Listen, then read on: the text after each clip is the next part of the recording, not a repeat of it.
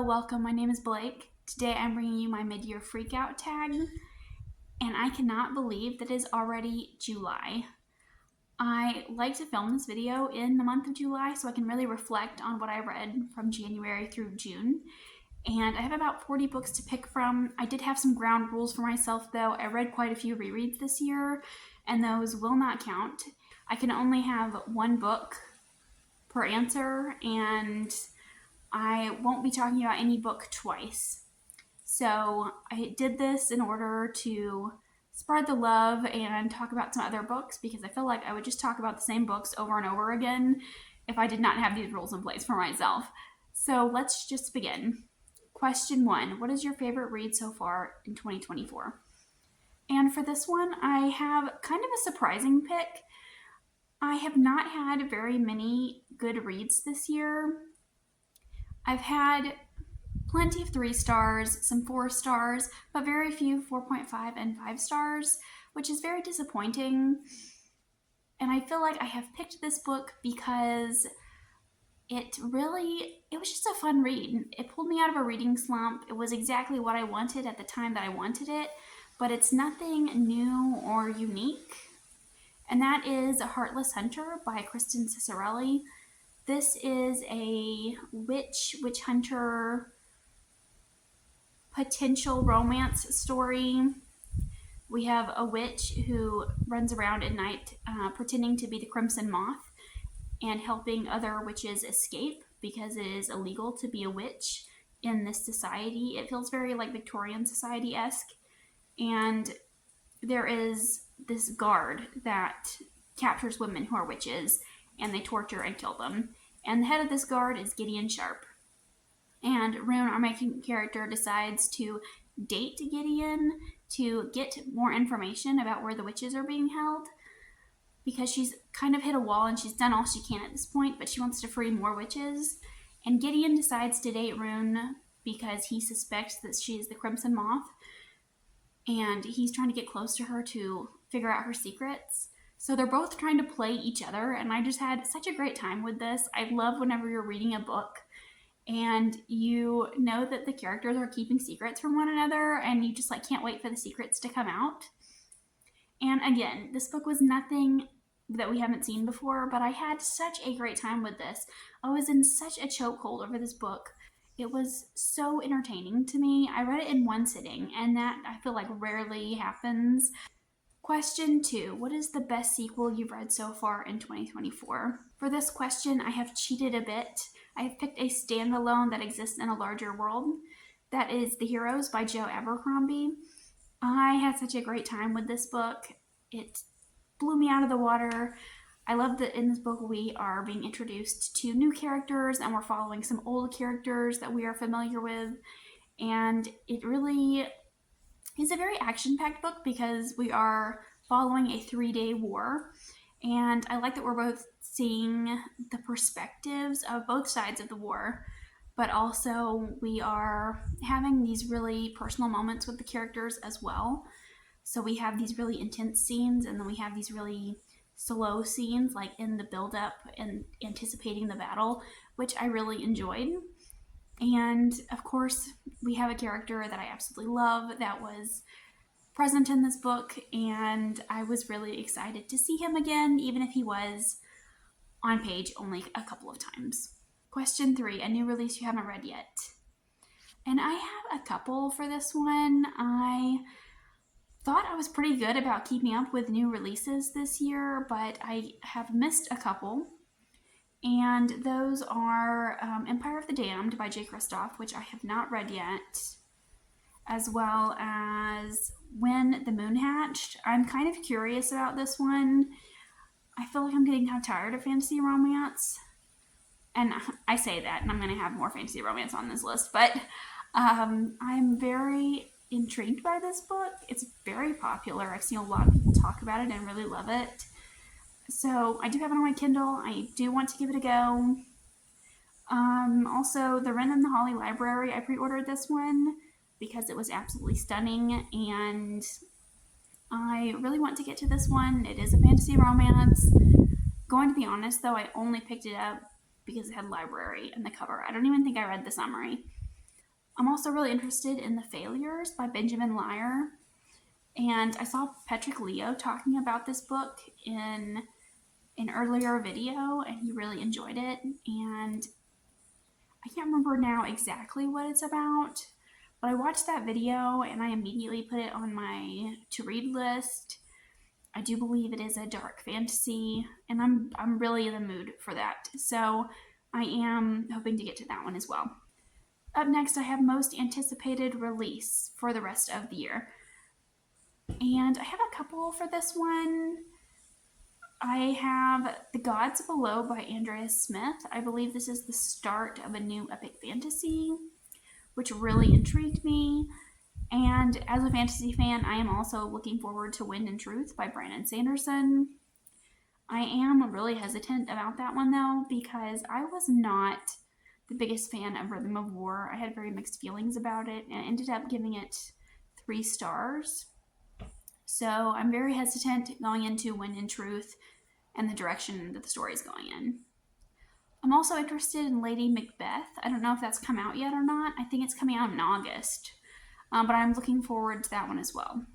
The next question is most disappointing read so far. I had a really hard time answering this question. I've had a lot of really low ratings this year, and it was really difficult for me to pick out a most disappointing. And I think what ended up happening this year was a lot of these books were new releases, so I didn't really have high expectations going in. So the one I decided to pick for this one, I gave 3 stars. So it's definitely not a bad book or a low rating, but I was expecting to give it 4 or 5 stars, and that is Red Country by Joe Abercrombie. And I can't explain what went wrong with this book for me. I feel like it had a lot of elements that I enjoyed, but I just didn't really like the execution of this book. We had characters that we had met previously that I loved seeing, and it answered some questions about the fate of certain characters, which I also appreciated. But I just didn't love the new characters in this one as much as I wanted to. And we also see a character that we knew before from Best Served Cold. And I won't spoil anything, but I was kind of disappointed by this character in this book. He felt very unlike himself. And this book felt very different in tone and feeling than the other books in the First Law world. It almost felt like a Western. And that on top of characters I didn't really enjoy, I felt like the middle was a slog. I wasn't really that invested in the journey that we were taking. So I just struggled a bit. I will say I did like the ending though, and it did bump my rating up. Up next, I have biggest surprise of the year. And for this one, I have biggest surprise both positively and negatively. And my biggest surprise in a negative way was Annihilation by Jeff Vandermeer. And I was expecting to love this book. But I read this and I was like, I don't know what's going on here. I was like, is this really happening? Is the character just seeing things? Has she lost her mind?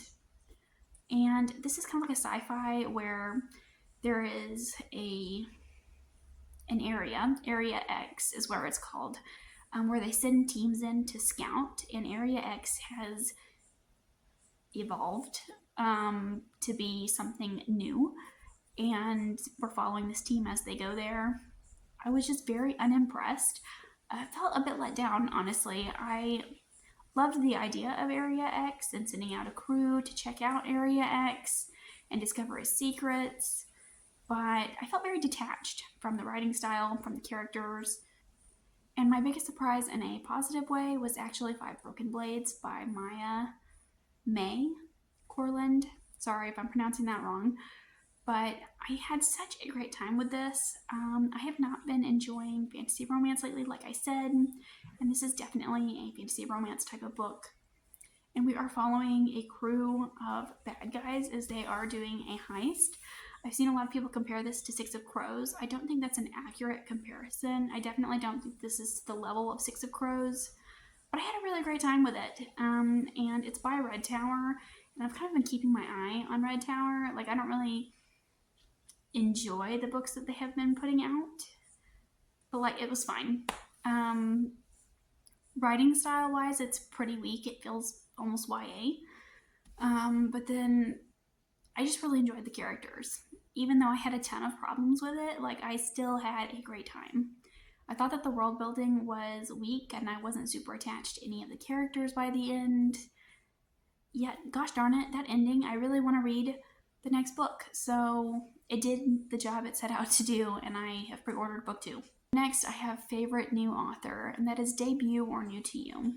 So, first up, I have Shannon Chakraborty. I read, what was it called? The Adventures of Mina Al-Sarafi at the very beginning of this year, and I had a really great time with it. And that is a gigantic book. It's over 800 pages, I think. Almost 800 pages, somewhere in there. And I read it so quickly in 2 sittings. I just had a great time with it. I loved the world building. I loved the characters and just the adventure of it all. And I was really looking forward to reading that book. And now that it's over, I'm really looking forward to reading more by this author, because I just flew through it. And I'm really looking for more books that I can just fly through and have a great time with. And also, I have Isabel Candace.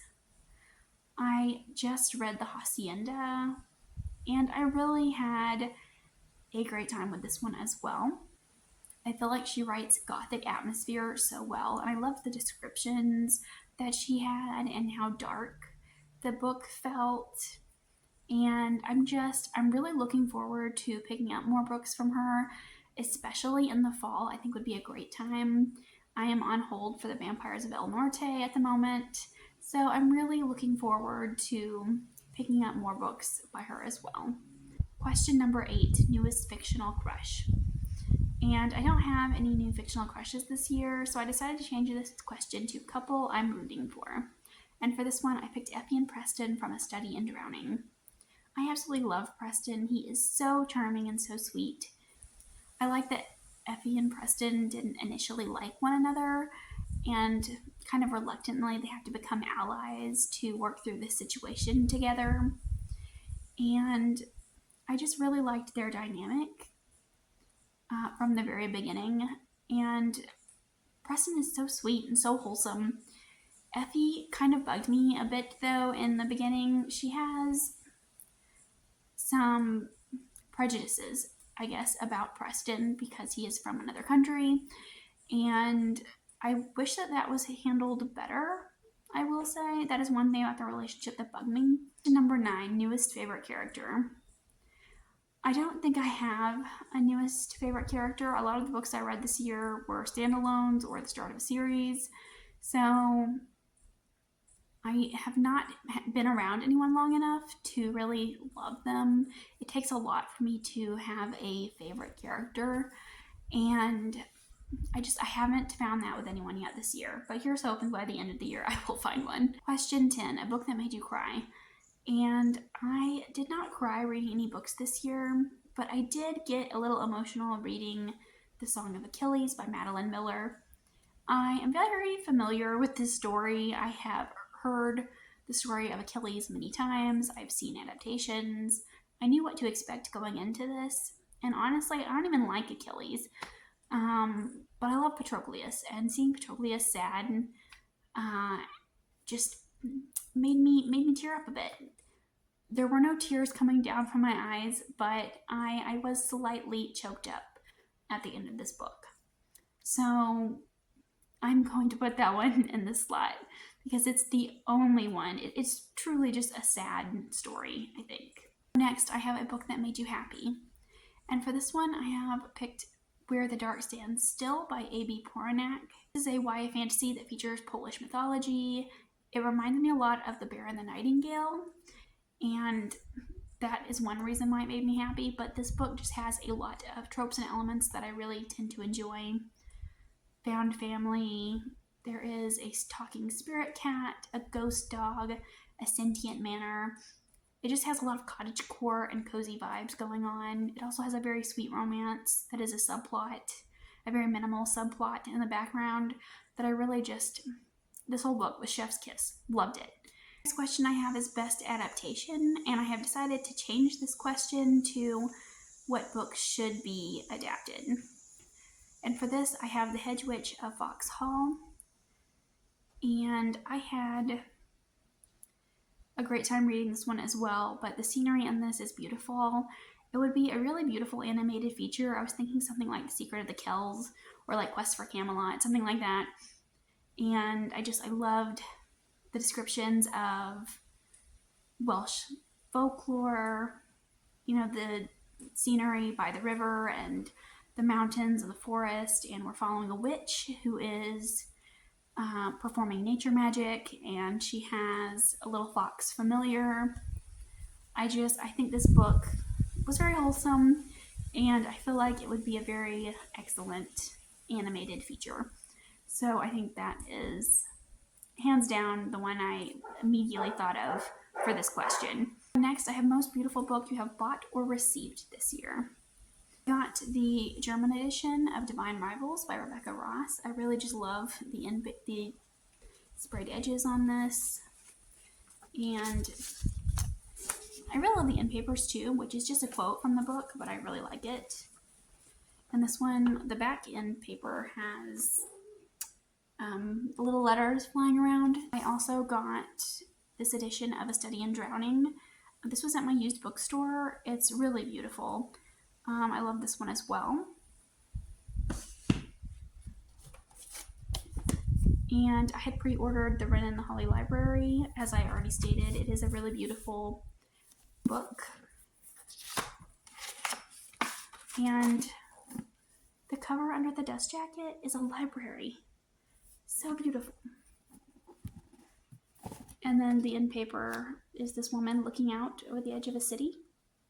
So yeah, I'm not sure what this is about. I have no idea, but I'm planning on reading it soon. And the very last question is, what books do you need to read by the end of the year?